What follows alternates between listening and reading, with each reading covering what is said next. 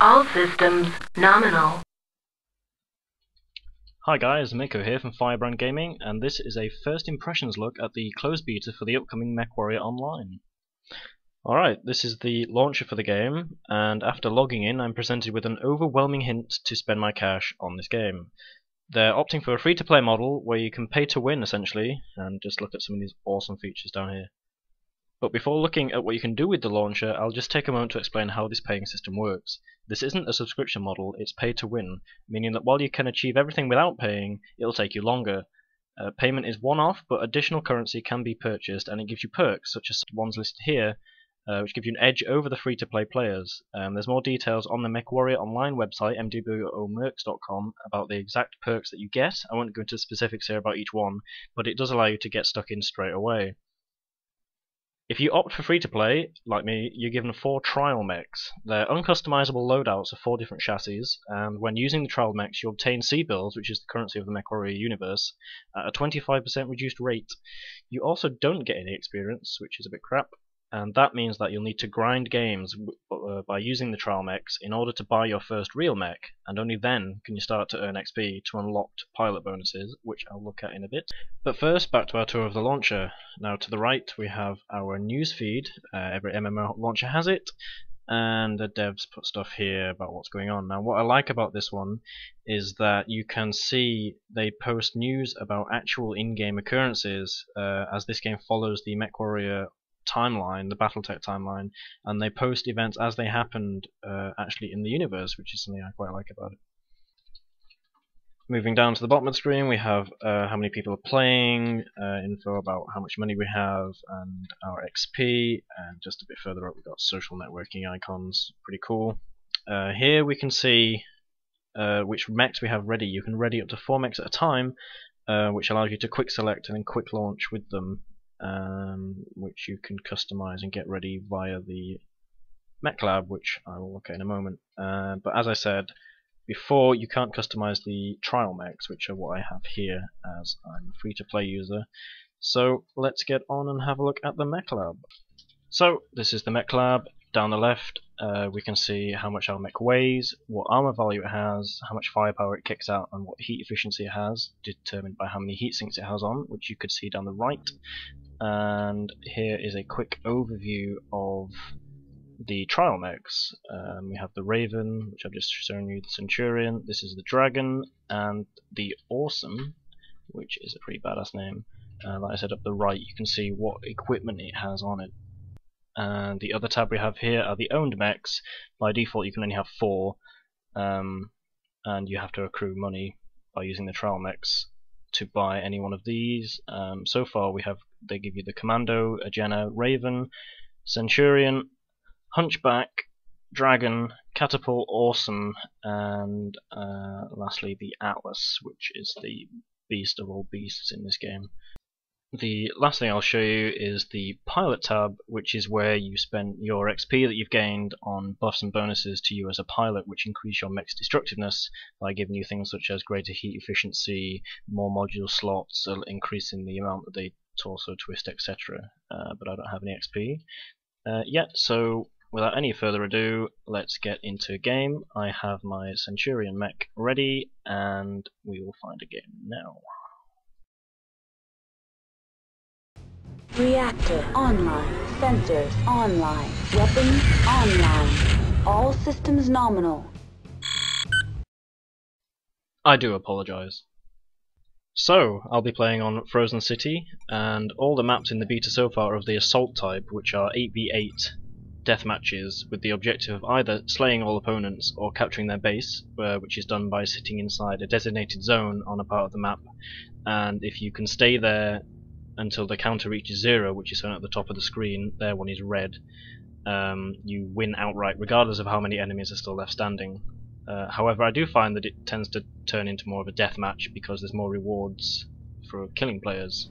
You get money for doing so. So let's get to it. One thing I immediately love about this game is the cockpits. All previous Mechwarrior games tend to have rudimentary cockpits that were just mostly aesthetic, but this time they're actually given us a unique cockpit for each mech, as you can see here, and each cockpit has various screens and readouts which are dynamic.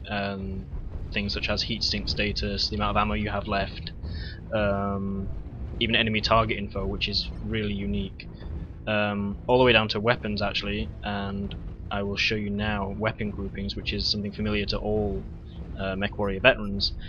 It's essential to have your weapons in groups so that you're not alpha striking all the time, which is the process of firing all your weapons at once.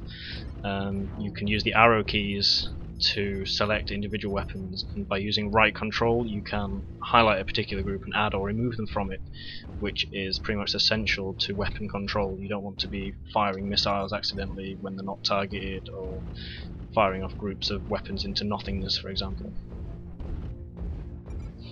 As I approach the middle of the map, you can hear various beeps, which is the HUD telling me that there are new enemies in sight or in the vicinity that the allies have spotted. By pressing R, I can target an enemy.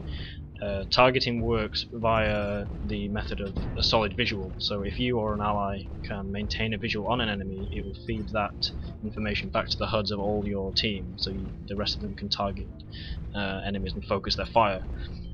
Which is what my teammate and I tried to do here, but unfortunately he is outclassed versus that 100-ton Atlas, which, as I said before playing, they are the beasts of beasts in this game. He pretty much gets one-shotted in the face.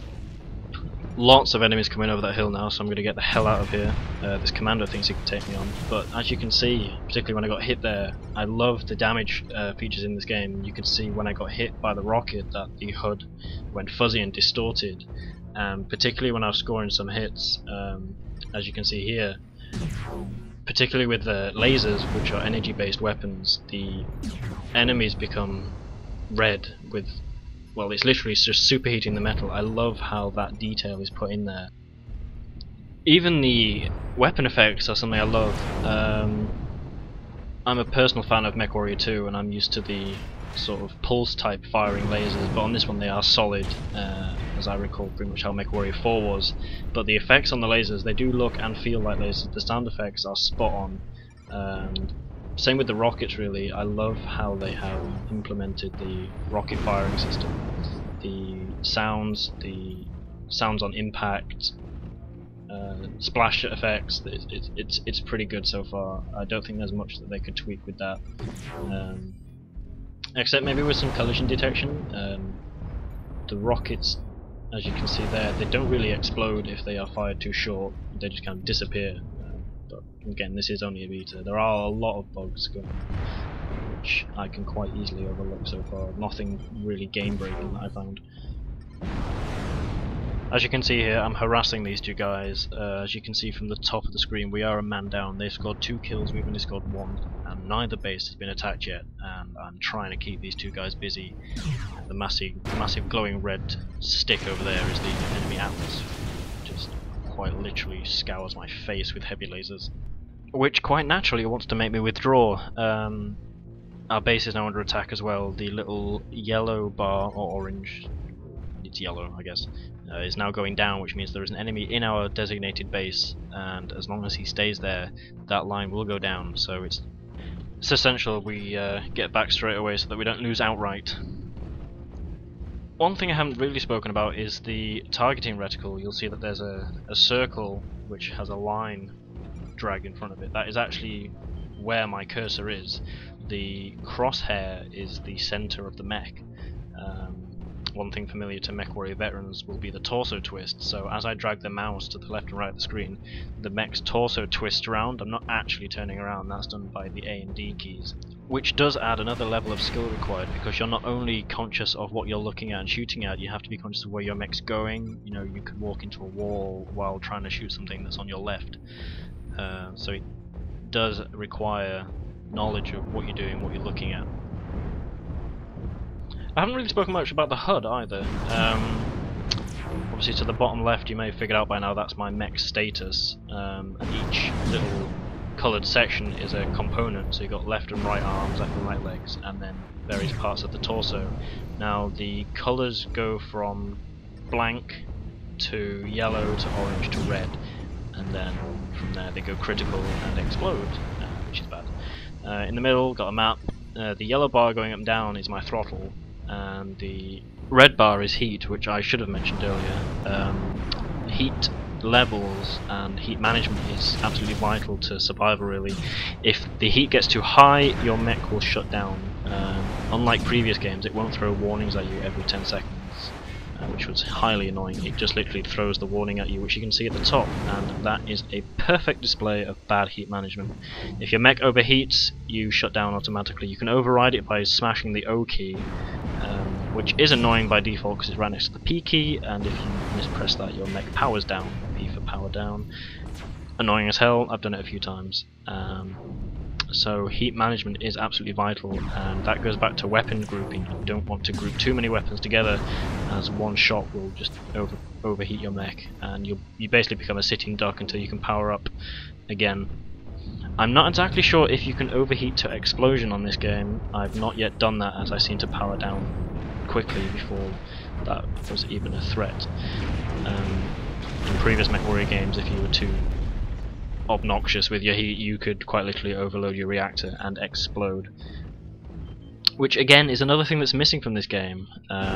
It's well known to mech vets that you're basically a walking nuke, and the devs have announced that the critical reactor explosions are not going to feature in this game, which is a bit of a shame, but well, who cares? It's 2012 and we've got a new mech game coming out now, which is pretty fucking awesome.